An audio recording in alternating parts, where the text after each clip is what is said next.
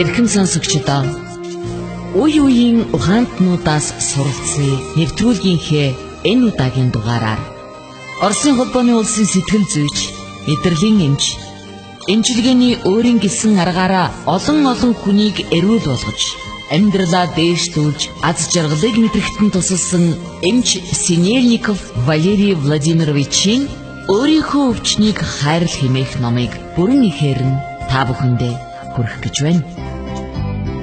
Орос хэлнээс хөрвүүлсэн хууль зүйн ухааны магистр, хуульч Хандма мөн энэ номыг бидэнтэй хамт та бүхэндээ сонирдуулж байгаа юм. Синельников өмнөх үгдээ бичгтээ энэ ном бол миний оюутан байхаас эхэлсэн судалгааны үр дүн юм а. Хүний биед өвчин үүсдэг шалтгааныг мэдэж, өөрийнхөө өвчнийг эмийн тусалцаагүй эдгээхэд энэ ном та бүхэнд туслана. Ингээд энэ номонд өгүүлсэнийг туйлын үнэн гэж та бүхэн хүлээж авах хэрэггүй. Номын аль нэг хэсгийг хүлээн зөвшөөрөхгүй байж болно. Гэхдээ энэ аргыг өөртөө туслах загвар, зэвсэг гэж хүлээн аваарай. Мэдээж танаас өөр таны зовлон бэрхшээлийг хамгийн сайн ойлгох хинч байхгүй шүү дээ гэж бичсэн байна. За ингээд өөрийнхөө өвчнийг хайрлах хэмээх энэ номыг та бүхэн маань анхааралтай сонсож, Хандмагийн хэлснээр аз жаргалтай эрүүл амьдрах боломжоо нэмэгдүүлж, их дэлхийгээ энх тайван амар амгалан үрд оршин байлгахын төлөө амьдарцгаая. Та бүхэн номоо тухтай сууж анхааралтай сонсноо. Өөрийнхөө далд ухамсарын тухай юу мэдэх ёстой вэ? Үргэлжлэл. Харилцах арга.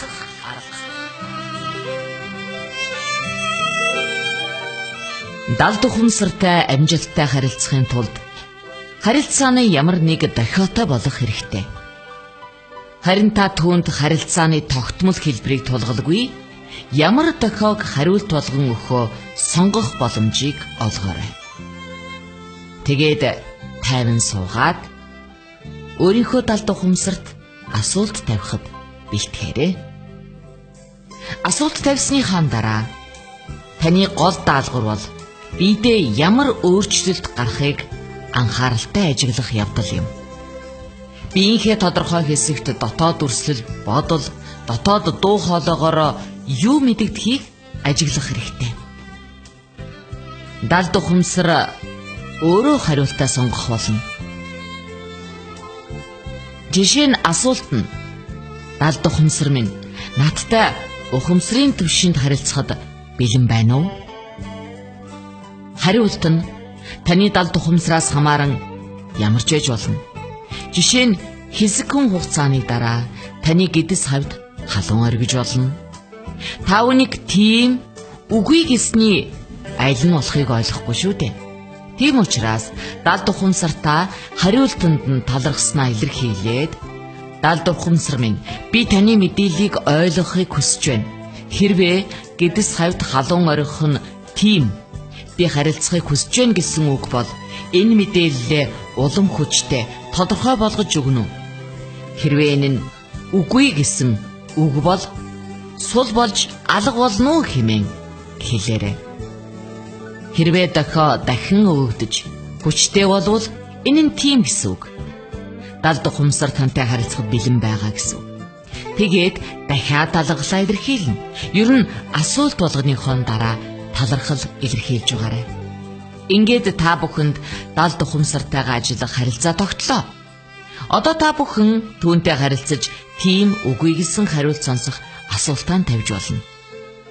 Хэрвээ та үгүй, мэдэхгүй гэсэн хариулт авбал битгий гомдоорой. Та бас л хариулт авч байна шүү дээ.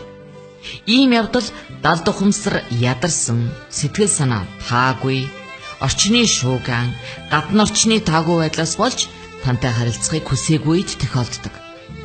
Эсвэл та өөрийнхөө далд ухамсартай харилцах харилцаагаа өөрчил.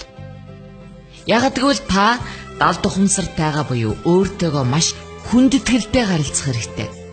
Хэрвээ та түүнд итгэдэггүй, мөн өвчнөтэйгөө тэмцэх талаар буруу ойлголттой явсан бол үнийхээ төлөө уучлалт гуйх хэрэгтэй. Түүнтэй хүндэтгэлтэйгээр ээлдгээр харилцаарай.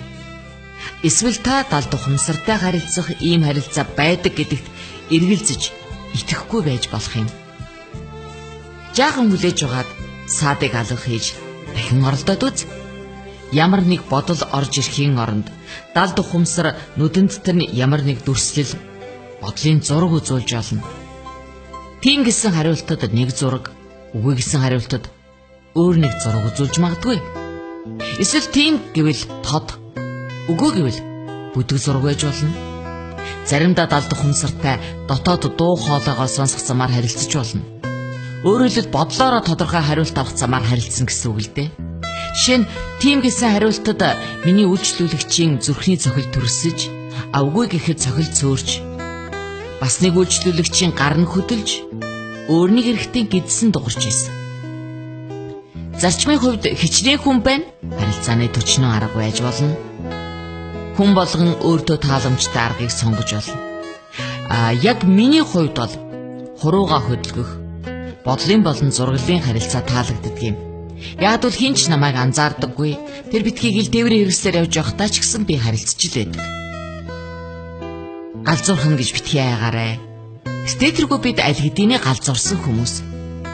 Хүмүүс өөрөө өөрсдөө өвчин бий болгож, бусдыг зовоож, төвөг удаж, түүнийхээ хэрээр өөрийнхөө амьдралын төлөө хариуцлагч хүлээхийг хүсэхгүй явах нь хэвийн амьдрал гэж юу? Хүнд муу эсвэл сайн далд ухамсар гэж байдаггүй. Хэрвээ та үнэн сэтгэлээсээ хүсэж чадах юм бол тэд тантай харилцахад хизээд бэлэн байгаа. Далд ухамсар та нарын төлөө үргэлж санаа зовж, таны сургаснаар өөрийнхөөрөө таны туршлага дээр үндэслэн таныг л хамгаалж байдаг. Далд ухамсартаа итэг. Тэр бүх зүйлийг дээд зэргээр хийж өгөх болно. Далд ухамсар таныг боловсралтай, боловсралгүй, эрдэмтэн, галч байхаас үл хамааран бүх зүйлийг адилхан хийдэг. Харин ч энгийн хүнд илүү үйлчилдэг. Ягдвал эрдмийн цол зэрэг энгийн зарим зүйлийг ойлгоход бэрх болгох тохиолдол байдаг юм. Дахин танд сануулъя. Хүн бол нэг цул хувь хүн. Өөрийнхөө далд ухамсарт хандсанаар хувь хүнийхээ нууцыг л тайлах гэж та хичээж байгаа шүү дээ. Гарын хөдөлгөөнөөр дохио авах. Заримдаа далд ухамсартаа хурууга хөдөлгөх хамгийн энгийн аргыг санал болгож болно. Энгийн харилцах тэмдэг нь аль нэг хурууга хөдлөх гэсэн үг л дээ. Жишээ нь баруун гарын дунд хурууга хөдлөх нь тийм, зүүн гарын дунд хурууга хөдлөх нь үгүй гэх тэмдэг байж болно. Хуруу хөдлөхгүй бол хариулахыг хүсэхгүй байна гэх мэт. Хуруу харин албадлагаар биш, автоматар хөдлөх ёстой. Ийм маягаар та өөрөө харилцах тэмдэгээ бий болгож болно. Хамгийн гол нь далд ухамсартаа бүрэн итгэж түүнд саад бололгүй байгаарай. Асуултаа маш товчхон, утга төгөлдөр байхаар бодож тавина. Учир нь далд ухамсар шууд утгаар нь бүгдийг хүлээж авдаг. Хэрвээ таны нэг арга болохгүй байх юм бол өөр аргыг сонгож аваарай. Та оюун санаандаа хариулт авахыг үнэхээр хүсэж байвал үр дүн заавал гарна. За одоо дахиад туршицгаая.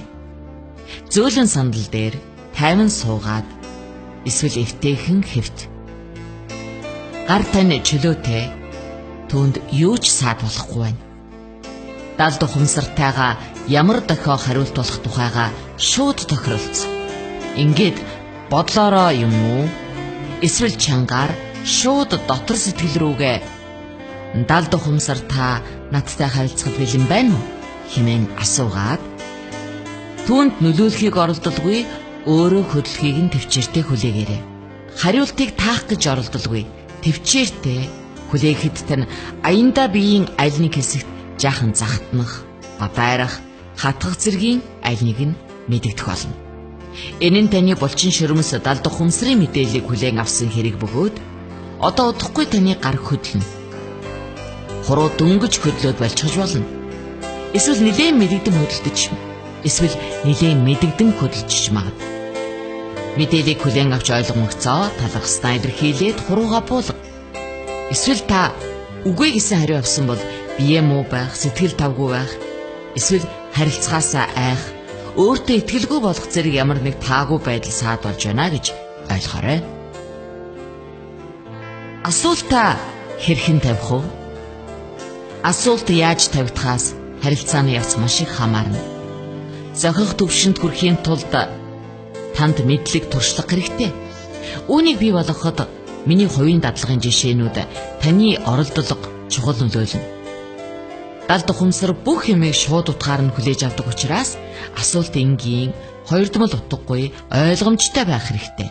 Чухам юу хэлэх гэж байгаагаа маш товчхон хэлээрэй. Эхлээд би та бүхнийг асуулт, хариултаа цаасан дээр бич гэж зүйлье.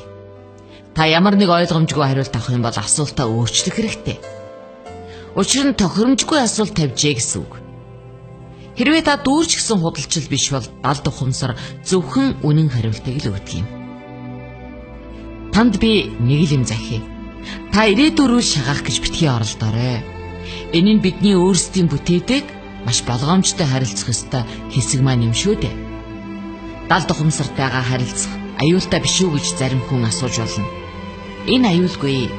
Харин ч бид хүүхэд байхаасаа эхлэн харилцаж сурах хэрэгтэй. Орчин үед хүн бидэнд учрыг нь олоход тун хэцүү маш олон төрлийн мэдээлэл ухамсарт минь ирдэг болжээ. Хүссэн хүсээгүй бидний ухамсар, далд ухамсар харилцаанд орж төрхөөс маань эхлэн програмчилж байна. Тиймээс бид өөрсдийнхөө амьдралыг хариуцаж, учир зүгээ олж чадвал энэ хүү мэдээллийн урсгалыг эергээр ашиглаж болох юм аа.